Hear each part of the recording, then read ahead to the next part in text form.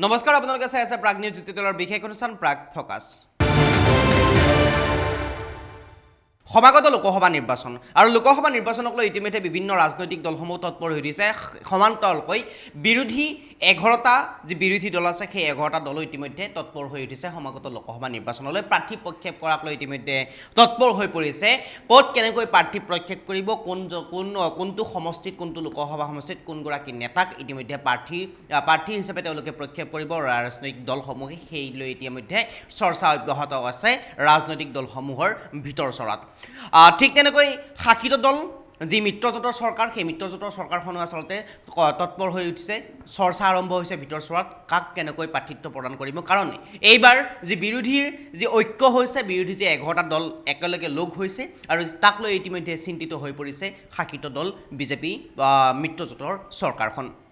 আৰু সেই লৈ ইতিমধ্যে উজনি অসমত কেইবাটাও স্থানত, কেইবাখন ঠাইত আচলতে ইতিমধ্যে জনসভা সম্বোধন কৰিবৰ কাৰণে আগবাঢ়িছে, জনসভা পাতিবলৈ আগবাঢ়িছে শাসিত চৰকাৰখন। আৰু সেই হেতুকে আজি যোৰহাটত অনুষ্ঠিত হ'ব জনসভা, আৰু য'ত উপস্থিত থাকিব ৰাষ্ট্ৰীয় সভাপতি বিজেপিৰ ৰাষ্ট্ৰীয় সভাপতি JP নাড্ডা। আৰু JP নাড্ডা আজি উপস্থিত থাকিব যোৰহাটৰ এখন জনসভাত। ঠিক তেনেকৈ কংগ্ৰেছো আগবাঢ়িছে, কংগ্ৰেছৰ প্ৰাৰ্থীক লৈও আগবাঢ়িছে, কংগ্ৰেছৰ হাইকমাণ্ডো আগবাঢ়িছে, তৎপৰ হৈছে, চৰ্চা চলিছে কাক কেনেকৈ প্ৰাৰ্থী প্ৰক্ষেপ কৰিব। আৰু ইতিমধ্যে কংগ্ৰেছৰ ফালৰ পৰা, কংগ্ৰেছৰ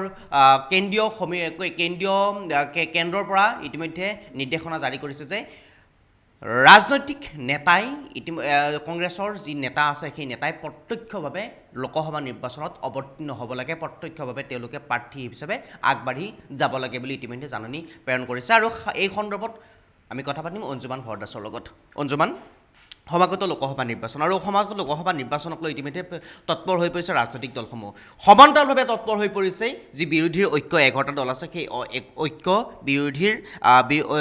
বিৰোধীও আচলতে ইতিমধ্যে তৎপৰ হৈ পৰা পৰিলক্ষিত হৈছে। আৰু শেহতীয়াভাৱে কংগ্ৰেছৰ ফালৰ পৰা, হাইকমাণ্ডৰ ফালৰ পৰা নিৰ্দেশনা জাৰি কৰিছে যে প্ৰত্যক্ষভাৱে নিৰ্বাচনত অৱতীৰ্ণ হ'ব লাগে নেতাসকল। ঠিক তেনেকৈ এতিয়া সেই নিয়ম অনুসৰি, সেই পালন কৰা অনুসৰি ভূপেন বৰাই প্ৰাৰ্থী প্ৰক্ষেপ কৰাৰ পূৰ্ণ সম্ভাৱনা হৈছে তেজপুৰত। বিপৰীতে মীৰা বৰঠাকুৰ, কংগ্ৰেছৰ জ্যেষ্ঠ নেত্ৰী তথা মহিলা মৰ্চাৰ এগৰাকী উচ্চপদস্থ বিষয়া, আৰু তেওঁ ইতিমধ্যে গুৱাহাটী লোকসভা সমষ্টিত প্ৰাৰ্থী হিচাপে আগবাঢ়ি যোৱাৰ পূৰ্ণ সম্ভাৱনা আছে। ঠিক তেনেকৈ কিন্তু বিপৰীতে বিজেপিৰ কুইনুজয়ী কিন্তু গুৱাহাটী লোকসভা সমষ্টিত 50% হৈ আছে, প্ৰাৰ্থী পাব নে নাপায়। এই সন্দৰ্ভত কি তথ্য আছে আপোনাৰ হাতত? হয় মিনহাজ, আচলতে তেজপুৰ লোকসভা সমষ্টি আৰু গুৱাহাটী লোকসভা সমষ্টি এই দুয়োটা অসমৰ এটা অন্যতম গুৰুত্বপূৰ্ণ লোকসভা সমষ্টি। ইতিমধ্যে বিৰোধী ৰাজনৈতিক দলসমূহে মিত্ৰজোঁটৰ জৰিয়তে উমৈহতীয়া প্ৰাৰ্থী প্ৰক্ষেপৰ এটা ধাৰণা অসমত ইতিমধ্যে আৰম্ভ হৈছে। ইতিমধ্যে অহা 23 তাৰিখে, জুন মাহৰ 23 তাৰিখে পাটনাত অনুষ্ঠিত হ'বলগীয়া যি সভা, নীতিশ কুমাৰে যিখন বিৰোধীৰ এখন সভা অনুষ্ঠিত কৰিছে, তাত তেওঁলোকে এটা সিদ্ধান্ত ল'ব যে 300তকৈ অধিক আসনত বা 400তকৈ অধিক আসনত এইবাৰ বিৰোধীয়ে উমৈহতীয়াভাৱে প্ৰাৰ্থী প্ৰক্ষেপৰ এটা ডাঙৰ সম্ভাৱনা আছে। এতিয়া অসমৰ প্ৰেক্ষাপটত যদি চাওঁ, অসমত ইতিমধ্যে বিৰোধী দলসমূহৰ মাজত বৈঠকৰ আনুষ্ঠানিকতা শেষ হৈছে। ইতিমধ্যে 11ৰ পৰা 12টা দলে এই বিৰোধী উমৈহতীয়া ৰাজনৈতিক মঞ্চখনত জড়িত হৈ পৰিছে। এতিয়া গুৰুত্বপূৰ্ণভাৱে লখিমপুৰ জিলাৰ এজন প্ৰাক্তন বিধায়ক, বৰ্তমান সময়ত অসম প্ৰদেশ কংগ্ৰেছ কমিটিৰ সভাপতি ভূপেন বৰাই বৰ্তমান সময়ত তেজপুৰ লোকসভা সমষ্টিৰ পৰা প্ৰতিদ্বন্দ্বিতা আগবঢ়োৱাৰ পূৰ্ণ সম্ভাৱনা আছে। আমি পূৰ্বতে যদি আমি লক্ষ্য কৰোঁ, ভূপেন বৰাই শেহতীয়া বিধানসভা নিৰ্বাচনতো শোচনীয় পৰাজয় তেখেতে বৰণ কৰিছিল। কিন্তু ইয়াৰ কাৰণসমূহ আছিল যে কংগ্ৰেছৰ বিৰোধী যিটো ঢৌ অসমত সৃষ্টি হৈছিল। কিন্তু বৰ্তমান সময়ত অসমৰ পৰিৱেশ প্ৰেক্ষাপট বা অথবা অসমৰ সুবিধা, এই সকলোসমূহ ৰাজনৈতিক পৰিৱেশ নিজৰ অনুকূলে আনি লোৱাৰ চেষ্টা কৰিছে ভূপেন বৰাই।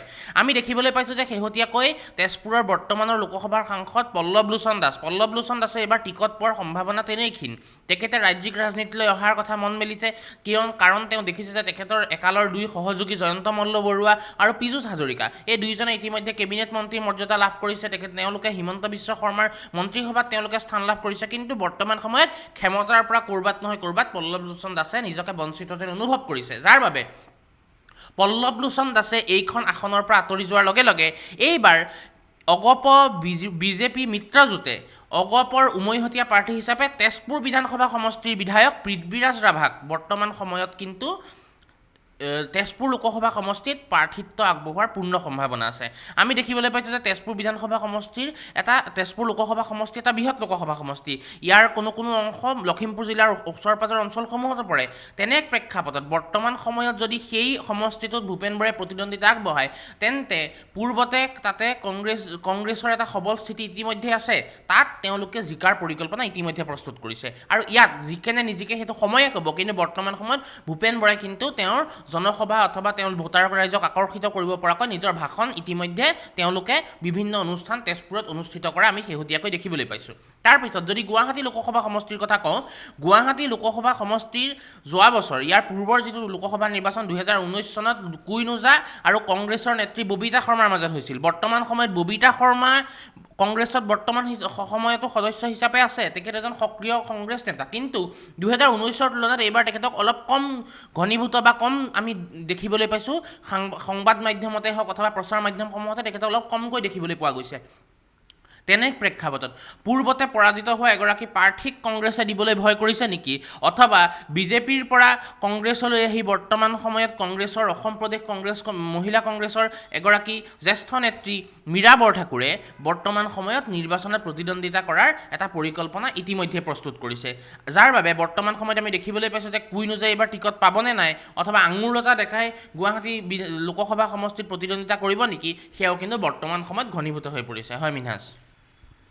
খুব আচলতে গুৰুত্বপূৰ্ণ বিষয় হৈ পৰিছে বৰ্তমান সময়ত, কাৰণ ৰাজনৈতিক দলসমূহ তৎপৰ হৈ উঠাৰ লগে লগে ইতিমধ্যে বিৰোধী দলসমূহ তৎপৰ হৈ হোৱা পৰিলক্ষিত হৈছে। এতিয়া যদি ক'ব যাওঁ তেনেহ'লে ভূপেন বৰাই অসম প্ৰদেশ কংগ্ৰেছ কমিটিৰ সভাপতি ভূপেন বৰাই ইতিমধ্যে তেজপুৰ লোকসভা সমষ্টিৰ পৰা প্ৰাৰ্থিত্ব আগবঢ়োৱাৰ পূৰ্ণ সম্ভাৱনা প্ৰকট হৈ উঠিছে, আৰু ইতিমধ্যে প্ৰাৰ্থিত্ব আগবঢ়াব বুলি শেহতীয়াভাৱে খবৰ ওলাইছে ভূপেন বৰাই তেজপুৰ লোকসভা সমষ্টিত। আৰু তেজপুৰ লোকসভা সমষ্টিত যিহেতুকে পল্লৱলোচন দাস আছিলে, পল্লৱলোচন দাসে কিন্তু এইবাৰ টিকেট পোৱা আৰু নোপোৱাৰ এতিয়া দোধৰ মোধৰত হৈ পৰিছে।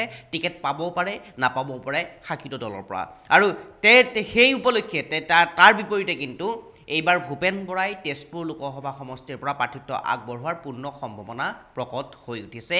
সমান্তৰালভাৱে গুৱাহাটী লোকসভা সমষ্টি এটা অন্যতম লোকসভা সমষ্টি, এটা গুৰুত্বপূৰ্ণ লোকসভা সমষ্টি গুৱাহাটী লোকসভা সমষ্টি। আৰু গুৱাহাটী লোকসভা সমষ্টিৰ যি পূৰ্বৰ দুগৰাকী প্ৰাৰ্থী আছিলে, ববিতা শৰ্মা আৰু কংগ্ৰেছৰ ববিতা শৰ্মা আৰু বিজেপি শাসিত যি শাসনাধিষ্ঠ দলৰ কুইন ওজা, আৰু সেই কুইন ওজাৰ আচলতে যি সেই সময়ত প্ৰাৰ্থিত্ব আগবঢ়ালে আৰু সাংসদ হৈ আচলতে জয়ী হৈও আহিল, তাৰপিছত কিন্তু বৰ্তমান সময়ত এইবাৰ 2023 লোকসভা নিৰ্বাচনত কিন্তু কুইন ওজাই টিকেট পাবনে নাপায় সেয়াও কিন্তু লক্ষণীয় প্ৰশ্ন হিচাপে থিয় দিছে। সেয়াও বৰ্তমান সময়ত দুধুৰ মুধৰত আছে, 50% হৈ আছে, কাৰণ কুইন ওজাই টিকেট পাবও পাৰে, নাপাব পাৰে।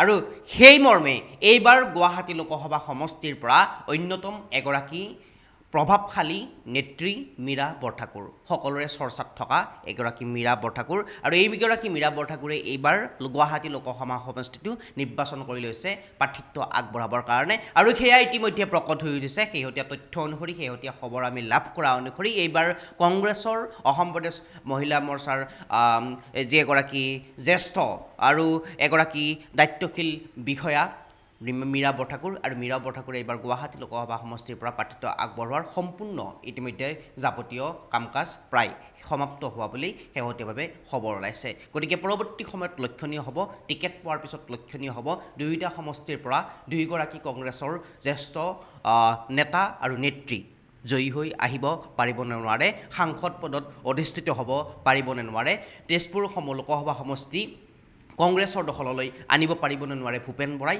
গুৱাহাটী লোকসভা সমষ্টি মীৰা বৰঠাকুৰে দখলত আনিব পাৰিবনে নোৱাৰে, সেয়া পৰৱৰ্তী সময়ত লক্ষণীয় হ'ব। কিন্তু বৰ্তমান সময়ত এটা চৰ্চাত থকা বিষয় হৈছে যে এইবাৰ ভূপেন বৰাই প্ৰাৰ্থিত্ব আগবঢ়াব প্ৰত্যক্ষভাৱে সাংসদ পদত লোকসভা সমষ্টি তেজপুৰত, আৰু প্ৰত্যক্ষভাৱে সাংসদ পদত প্ৰাৰ্থিত্ব আগবঢ়াব গুৱাহাটী লোকসভা সমষ্টিৰ পৰা মীৰা বৰঠাকুৰে। পৰৱৰ্তী সময়ত লক্ষণীয় হ'ব কংগ্ৰেছৰ দখললৈ আহিব নে নাহে দুয়োটা সমষ্টি। চাই থাকিব প্ৰাগ নিউজ ডিজিটেল।